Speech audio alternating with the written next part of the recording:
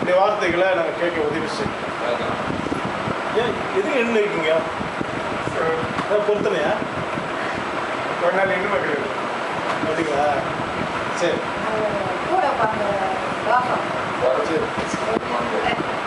சரி ஓகே. ஆண்டவர்கள் ஆஸ்வதிப்பாராக. கர்த்தாவே பேசுறதுல சோதனை இயேசுவே இன்றைக்கு ஒரு சில வசனங்களை வாசிக்க போறோம். ஏசாயா புஸ்தகத்துல 62:4 ஒரு வசனம் சொல்லப்பட்டிருக்கிறது. என்ன வசனம் என்றால் ஏற்கனவே சொல்லியிருக்கிறீங்க, அந்த வசனத்தை நான் வாசிக்கிறேன். ஏசாயா 62:4 ஆண்டவர் நம்மளை எல்லாரையும் பார்த்து சொல்றாரு, நீ இனி கைவிடப்பட்டவள் எண்ணப்படாமலும் உன் தேசம் இனி பாழான தேசம் எண்ணப்படாமலும் நீ எப்சிபா என்றும் உன் தேசம் பியூலா என்றும் சொல்லப்படும். கர்த்தர் உன்மேல் பிரியமா இருக்கிறார், உன் தேசம் வாழ்க்கைப்படும். இதுதான் ஆண்டவர் நமக்கு கொடுக்கிற ஒரு வசனம். இங்க ஆண்டவர் சொல்ற, நீ இனி கைவிடப்பட்டவர் என்று எண்ணப்பட மாட்ட, உன் தேசம் இனி பாலான தேசம் என்று எண்ணப்படாது, நீ எப்சிபா. அல்லேலூயா. உன் ஆண்டவர் என்னன்னு சொல்றாரு? எப்சிபா, அப்புறம் பியூலா அப்படின்னு சொல்லி பேர் வைக்கிறேன். எப்சிபா என்றால் என்ன தெரியுமா உங்களுக்கு? எப்சிபா என்றால் கர்த்தர் உங்கள் மேல பிரியமா இருக்கிறார். ஆமா, அதுதான் எப்சிபா. பியூலா என்றால் என்ன? நீ வாழ்க்கைப்பட்டவள், நீ விவாகம் பண்ணப்பட்டவள் அப்படின்னு சொல்லி பொருள். உன் தேசம் வாழ்க்கைப்படும் என்று ஆண்டவர் சாட்சி சொல்லுகிறார். என கண்பானவர்களே, கர்த்தரை தெய்வமா கொண்ட நீங்கள் தோல்வியே பட மாட்டீங்க. இந்த தெய்வம், நானும் நீயும் வணங்குற தெய்வம் மற்ற தெய்வத்தை போல கிடையாது. இவர் நம்மை ஆசீர்வதிக்கவே விரும்புகிறார். உங்களுக்கு தீங்கு செய்வதற்கு அவர் மனசே கிடையாது. புரியுதுங்களா? நம்முடைய தேவன், நீ என்னைக்குமே நல்லா இருக்கணும், நீ ஆசீர்வாதமா இருக்கணும், அப்படியாக விரும்புகிற ஒரு தேவன் தான் பிதா குமாரன் பரிசுத்த ஆவியானவர், திரியேக தேவன். அவர் உங்களை ஆசீர்வதிப்பதுதான் அவருடைய சித்தம். அப்போ நீங்க நல்லா ஆகிறது தானே ஆண்டோடைய விருப்பம். அப்பதான் அதுதான் நீங்க செய்யணும். சிலர் முடங்கி படுத்துடுறாங்க, சிலர் தற்கொலை பண்ணி கொள்ளுறாங்க முடியலன்னு சொல்லி. இல்ல, போராடும். ஆண்டவர் ஆசீர்வதிக்கும்படிதான் அவருடைய சித்தம், அதுதான் அவருடைய விருப்பம். அதனால நான் ஜெயிப்பேன் அப்படின்னு சொல்லி நான் முன்னேறி போனோம். நான் வந்து பாருங்க, எனக்கு யாரும் சப்பை எங்கள் வீட்டில் இன்னும் இண்டுதான், ஆனால் சபை கூட்டா வருவாங்க, ஆனால் ரட்சிக்கப்படுறோம். இன்னும் யாருமே சப்போர்ட் கிடையாது. ஆனால் நான் வந்து விடுறதா இல்லை. கர்த்தரை ஆஸ்வதிக்க போறாதியா, ஆண்டவரை பயன்படுத்த சொல்லி நான் ஓடிக்கொண்டே இருக்கிறேன். இப்போ பார்த்தீங்கன்னா மாசத்துல எப்படியாவது ஒரு 20 மீட்டிங் நடத்துறேன். அல்லேலூயா. மாசத்துல 20-25 ஒவ்வொரு ஞாயிற்றுக்கிழமையும் எல்லா ஊழியர்களும், காசிமேட்ல ஊழியம், ஆவடியில் ஜெபம் பண்றோம். அப்புறம் எங்க அங்க கிராம ஊழியம், தெரு ஊழியம், சபை ஊழியம், பார்வையற்றோருக்கு ஜெபம் அங்க ஆரம்பிக்க கிருபை செய்த அம்மா மூலமா தான் அது நடந்துச்சு. அம்மாவோட சொல்லிதான் அது நடத்தினேன். இங்க வரும்போது எங்க ஆரம்பத்துல இருந்தே ஒரு எண்ணம், அங்க வந்து யாருமே நடமாட்டமே இல்லாத இடம், சரி இவங்களை வச்சு நம்ம ஜெபம் பண்ணா ஒரு சிலர் வருவாங்க அப்படின்னு அதை வச்சு ஆரம்பிச்சு இப்போ ஒரு 3 பேர் வராங்க. இப்படியாக நம்ம சோர்ந்து போகக்கூடாது. தேவன் நம்மை ஆசீர்வதிக்க விரும்புகிறார். அவர் எப்சிபா என்று சொல்லுகிறார், பியூலா என்று சொல்லுகிறார். அப்ப நம்ம சோர்ந்து போலாமா? ஒரு தடவை நடந்து போய் கொண்டே இருக்கும் பொழுது ஆம்புலன்ஸ் ஒன்று வந்துச்சு எனக்கு எதிராக. என்னன்னு கேட்டேன், என்ன ஆம்புலன்ஸ் வருது? ஒரு வீட்டு வந்து டபா நின்றுச்சு. என்ன திடீர்னு எவ்வளோ ஆம்புலன்ஸ்? இல்லைப்பா, எனக்கு ஒரு பொண்ணு இறந்து போயிட்டா. எப்படி அந்த பொண்ணு சூசைட் பண்ணி தூக்கு மாட்டி தொங்கிட்டா, சின்ன வயசு. என்ன அப்ப யாரோ ஏதோ சொல்லியிருக்கிறாங்க, கேள்விப்பட்ட வரைக்கும் நிறைய தெரியல. யாரோ ஏதோ அவங்க அப்பா திட்டு இருக்கிறாங்க. ஏதோ ஒரு கேவலமாக ஒரு பேசிட்டு இருக்கிறாங்க, திட்டி இருக்கிறாங்க. மூதேவி இதை சொல்கிறோம்ல, ஜனங்க நம்மளை மனுஷன் தான் கொள்றாங்க. வார்த்தை வாயை வச்சுட்டு சும்மா இருக்க மாட்டேன். ஏதாவது ஒன்று சொல்லி அவன் மனதை காயப்படுத்துறது, ஏதாவது சின்ன தப்பு பண்ணிட்டா அவனை நாசம் பண்ணுறது, இப்படி பண்ணி அவங்க மனசை உடைக்கும். அந்த பெண் என்ன பண்ணா, நான் தற்கொலை பண்ணிக்கிறேன் நினச்சிட்டு உடனே போய் தற்கொலை பண்ணி கொண்டார். பிரியமானே, நீயும் நானும் வணங்குகிற அந்த தேவன் உன்னை எப்சிபா என்று சொல்லுகிறது, உன்னை பியூலா என்று சொல்லுகிறது. அவருடைய எண்ணமே நீ ஆசீர்வாதமா இருக்கிறது தான். அதுதான் முடிவு.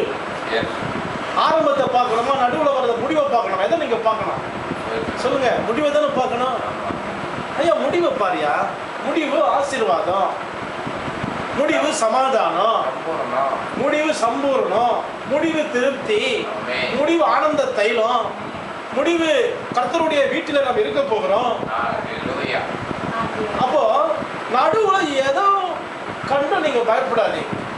நடுவில் எந்த சூழ்நிலையை கண்டு சோர்ந்து போகாதீங்க. விசுவாசத்தோடு இதுக்கு அம்மா ஜெபம் பண்றாங்க ஃபேமிலிக்காக, நீங்க ஜெபம் பண்ணிக்கொண்டே இருங்க, சோர்ந்து போகாதீங்க, கர்த்தர் செய்வார். அல்லேலூயா. ஆகவே பிரியமானவர்களே, தேவன் உங்களை பியூலா என்று எப்சிபா என்று சொல்லுகிறார். உன் தேசம் வாழ்க்கைப்படும். இது அப்ப எதுக்கு நான் இதை சொல்றேன்னா, 100% உறுதிங்க நீங்க ஆசீர்வாதமா இருப்பது. அதுதான் உங்களுக்கு எப்படின்னு சொல்ல வர 3 காரியத்தை இந்த அதிகாரத்திலிருந்து நான் சொல்றேன். எப்படி நான் இதை 100% எப்படி பிரதர் நீங்க கரெக்டா சொல்றீங்க, இது உண்மை, இது அப்படி நடக்கும், எப்படி நீங்க நம்புறீங்க? ஆண்டு சொன்னா கண்டிப்பா நடந்துருமா? நடக்கும். ஏன்னு பாத்தீங்கன்னா 3 காரியத்தை இங்க ஆண்டவர் நமக்கு சொல்லிக் கொடுக்கிறார். முதலாவது காரியம் ஏசாயா 62 அதே அதிகாரத்துல தான் 1ஆம் வசனத்துல வாசிக்கிறேன். சியோன் நிமித்தமும் எருசலேம் நிமித்தமும் நான் மௌனமாயிராமலும், அது நீதி பிரகாசத்தை போலவும் அது நட்சிப்பு எரிகிற தீவட்டியை போலவும் வெளிப்படும் மட்டும் அமராமலும் இருப்பேன். என்ன சொல்றாரு தெய்வம்? நான் உன்னை ஆசீர்வதிக்கிற வரைக்கும் நான் உட்கார மாட்டேன். நான் உன்னை எப்சிபா மாதிரி பியூலா மாதிரி மாத்துற வரைக்கும் நான் வந்து என்ன பண்ண மாட்டேன், தூங்க மாட்டேன், உட்கார மாட்டேன் சொல்றேன்ல. அது மாதிரி தெய்வம் சொல்லுகிற ஒரு வைராக்கியம் கொள்ற, எப்படியாவது என் மகனை ஆசீர்வதிப்பேன், எப்படியாவது என் மகனை என்ன போல மாத்துவேன், எப்படியாவது என் மகனை நான் உன்னதத்துல கொண்டு போவேன், பரலோகத்துக்கு கொண்டு போவேன். இதுக்கு வைராக்கியம் கொள்ற. சினிமா கதையில தான் இந்த கில்லிங்களை படம். என்ன படம்? கில்லியா பல்லியா? இவருக்கு தெரியும் ஐயா, கில்லி படம் பார்த்துருக்கீங்களா? சினிமா டக்குன்னு தெரியும், அதுக்காக கேட்டேன். அந்த படத்துல நடிகர் விஜய் லவ் பண்ணுவாரு, எதை சொல்லுவோம். அப்போ வில்ல என்ன பண்ணுவான், அந்த பேர் பிரகாஷ் ராஜ் அவன் சவால் விடுவான், உன்னுடைய லவர் என்ன பண்ண தட்டி தூக்குறா, தட்டி தூக்கு, வைராக்கியம் பேசு, தட்டி தூக்குறேன் பாடுறான். சினிமாவில் வர டைலாக் எல்லாம் குப்பை, அதெல்லாம் குப்பை. இதுக்கா வைராக்கியம் கொள்றது? உன் லவ்வரை நான் தூக்குறேன்டா, உன் வீடை நான் இடிச்சு தரமட்டமாக்குறேன்டா. இதெல்லாம் வந்து குப்பையான வைராக்கியம். நிறைய பேர் இன்னைக்கு சிலர் இன்னும் மேலே போய் நான் அந்த பொம்பளை கிட்ட மட்டும் பேசவே மாட்டேன், என் உயிர் போனாலும் பரவாயில்ல, இப்படிலாம் இருக்காங்க இல்லையா? இருக்கிறாங்க. இதுல ஜன வைராக்கியக்கார பாராட்டுது. அந்த பொம்பளை பேசவே மாட்டேன், அவர்கிட்ட அந்த ஆளுகிட்ட ஐயோ நான் மூஞ்சில பார்க்க மாட்டேன் சாகர வரைக்கும், சத்தியம். இன்னைக்கு கூட அது மாதிரி ஜனங்கள் தேவையில்லாததுக்கு வைராக்கியம் கொள்றாங்க.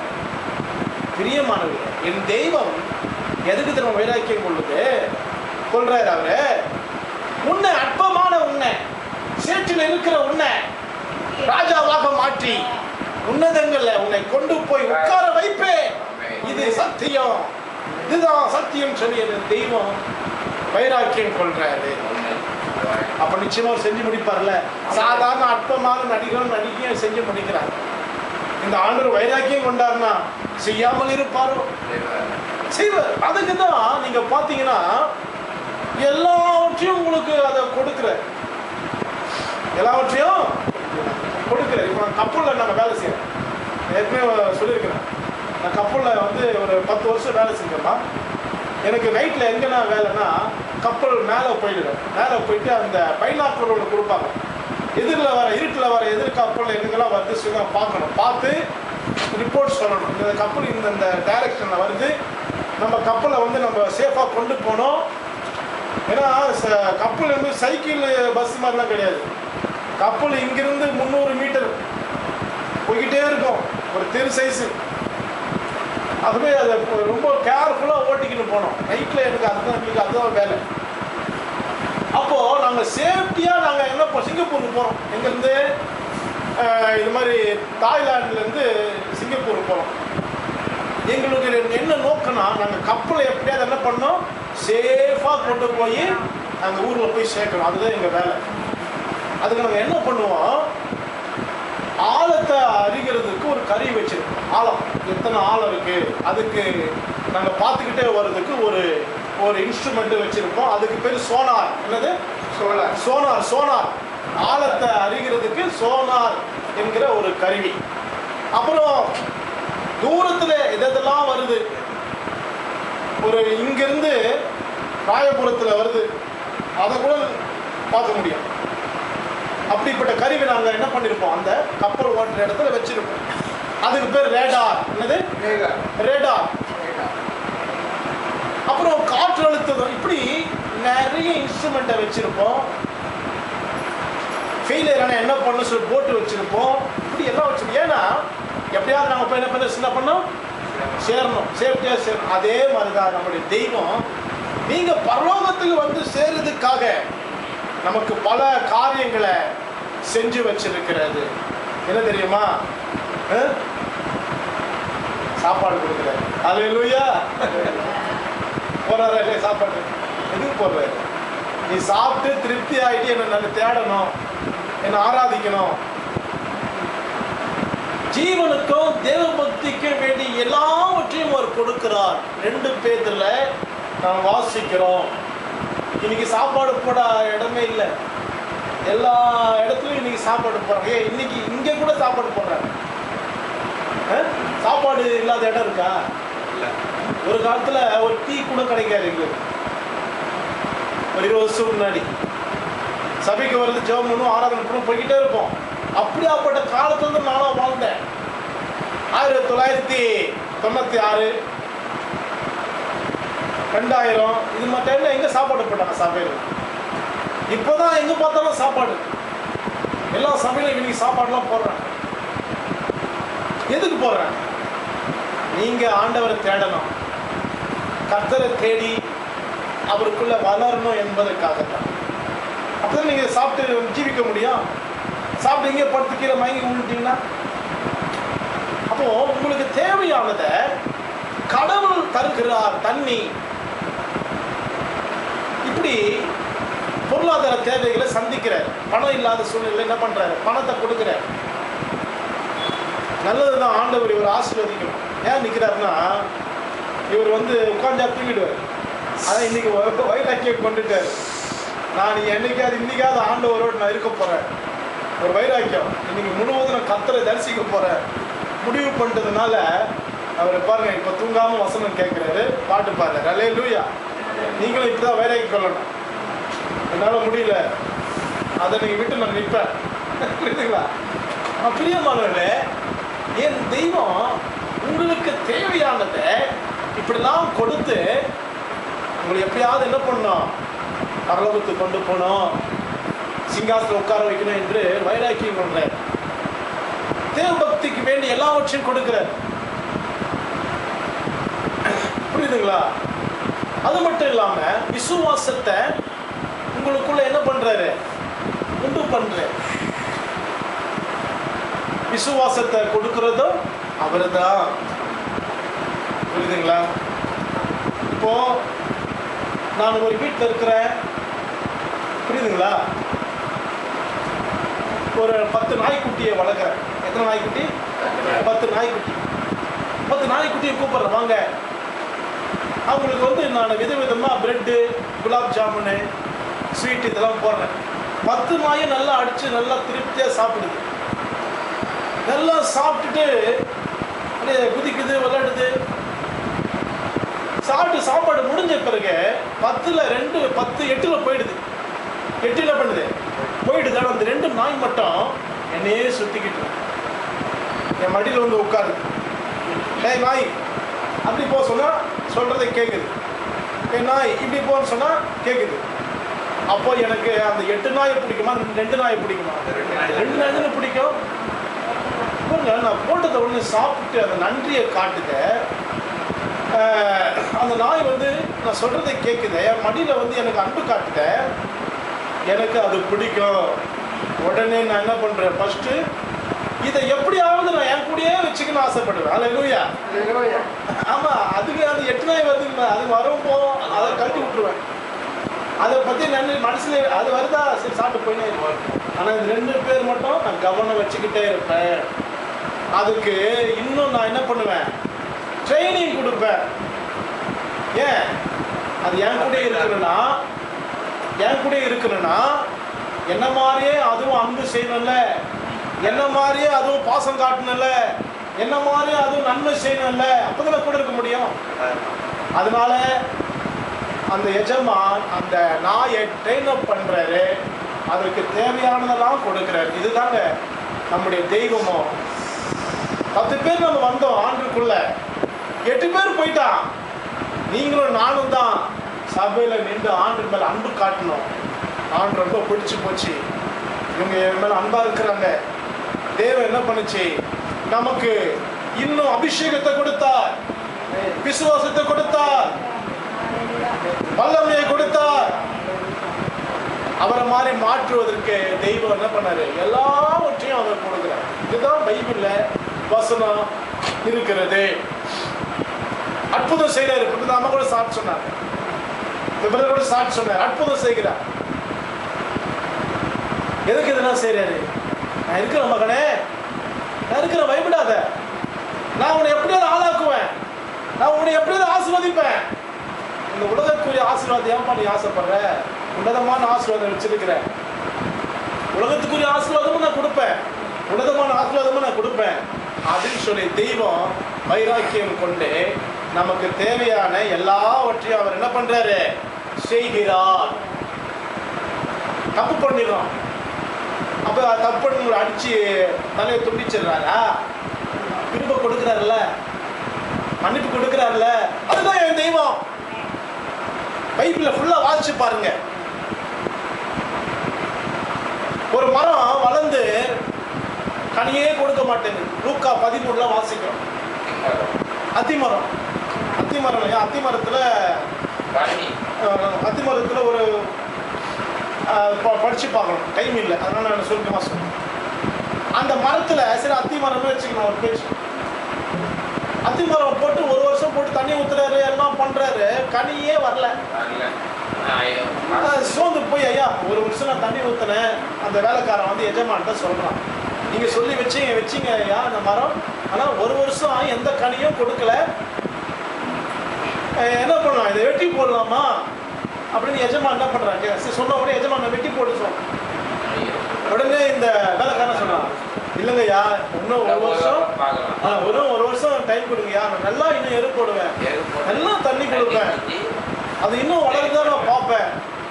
திரும்ப கொடுக்குறாரு ஆண்டவர். உங்களுக்கு கனி கொடுக்கணும்னா கூட பாவம் செய்யறீங்க, நமக்கு நிறைய மீறுதல் பண்றோம், ஆனாலும் இந்த தெய்வம் கிருபை கொடுத்து கொண்டே இருக்கிறார். ஏன், எப்படியாவது இவனை நான் மேலே கொண்டு வந்துடணும், இவனை ஆசீர்வதிச்சிடணும்.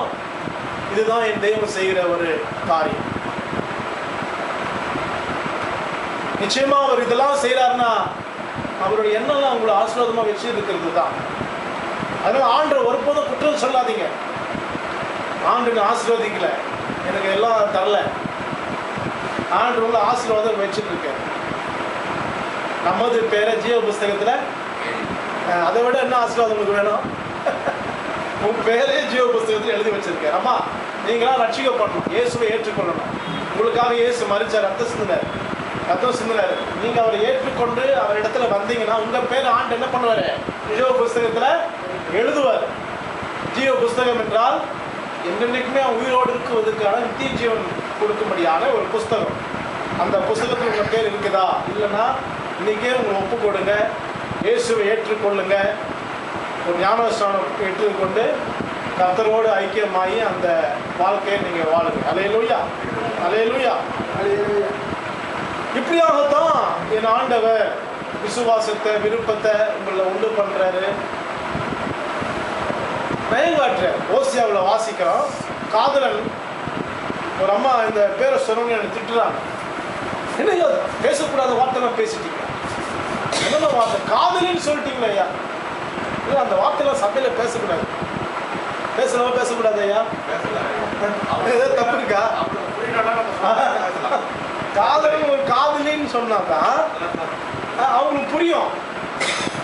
காதலன் ஒரு பொண்ணு கூட போனா இப்படிலாம் சொன்னா சகோதரியா இருக்கலாம், அம்மாவா இருக்கலாம், புரியுதுங்களா? அப்போ அந்த காதலி என்ற வார்த்தை சொன்னாதான் அவங்களுக்கு புரியும். இதை சொன்னது ஒருத்தன் கோச்சிக்கணுங்க என்னால. அப்போ பாருங்க, இந்த காதலன் காதலிய தன் பக்கம் இழுக்கிறதுக்கு என்னென்னலாம் பண்ணுவோம் உங்களுக்கே தெரியும். நிறைய பேர் படம்லாம் பார்த்துருக்கீங்க. ட்ரெஸ்லாம் புதுசாக போட்டுன்னு வந்து அழகழகாக ட்ரெஸ் போட்டுன்னு வருவான், பைக் எடுத்து ரேஸ்லாம் காட்டுவான். ஏன்? அவன் வந்து அவளை கவர்ந்து இழுக்க விரும்புகிறான். அதே போலதான் நம்முடைய தெய்வம் என்ன பண்றாரு, உங்களை கவர்ந்து இழுக்க செய்யறதுக்கு உங்களை சில சமயத்தில் பட்டினி போட்டு அப்படியே ஏமாத்துறாரு. அல்லேலூயா. பட்டினி போட்டுறாரு. ஏன்? இவன் என்ன தேடி வருவான், பட்னியா இருந்தா வேண்ட தான் வருவான். கவர்ந்து இழுக்கிறாரு, நயம் காட்டுகிறார். ஓசியாவில் வாசிக்கிறோம், நயம் காட்டுறாரு. அதாவது ஏமாற்றி உங்களை எப்படியாவது அடையணும். உன்னதமான உறவுங்க. நான் சொல்றது, பரிசுத்த தெய்வம் தான் உண்டாக்கின தன்னுடைய பிள்ளைகளோடு உறவு கொள்ளுகிற ஒரு உன்னதமான ஒரு ஆசை, விருப்பம். தெய்வத்தை நிறைய பேர் புரிந்து கொள்றது இல்லை. இப்படிலாம் செய்யற தேவன் உங்களை நிச்சயமா எப்சிபாவாக, பியூலாவாக மாற்றுவாரா? மாற்ற மாட்டாரா? மாற்றுவாரு. அல்லேலூயா. அதுதான் ஆண்டவர் வைராக்கியம் கொள்றார். ரெண்டாவது, பிரியமானவர்களே, நீங்க 4ஆம் வசனம் வாசிச்சீங்கன்னா அதை செய்யறதுக்கு உங்களை ஆசீர்வாதமா வச்சிருக்கிறதுக்கு மேலும் அவர் என்ன செய்யறாரு பார்த்தீங்கன்னா, 4ஆம் வசனத்துல வாசிக்கிறோம்,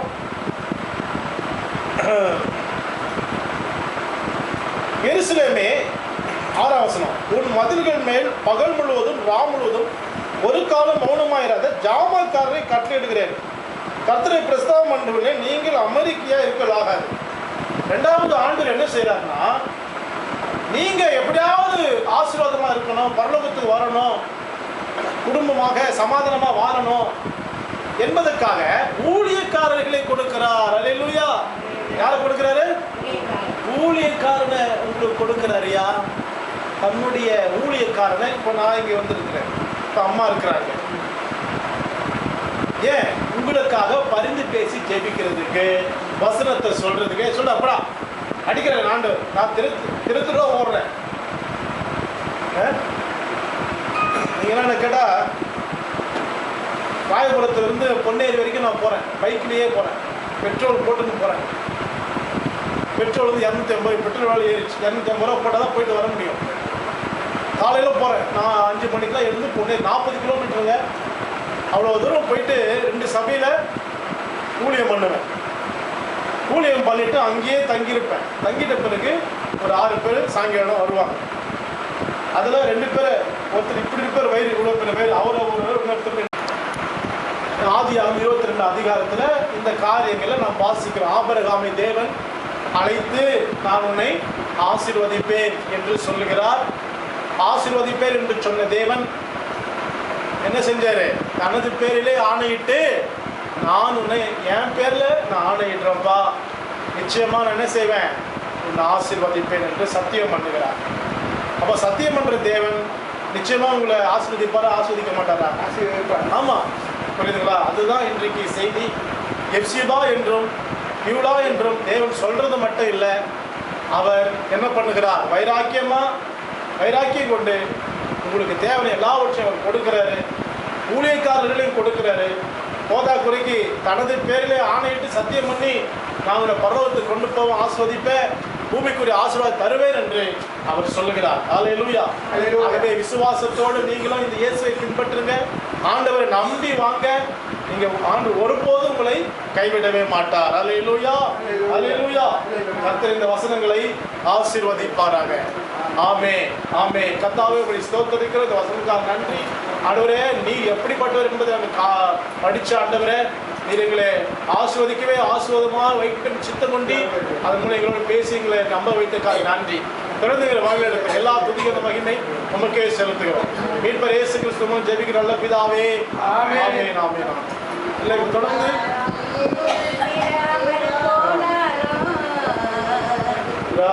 செடி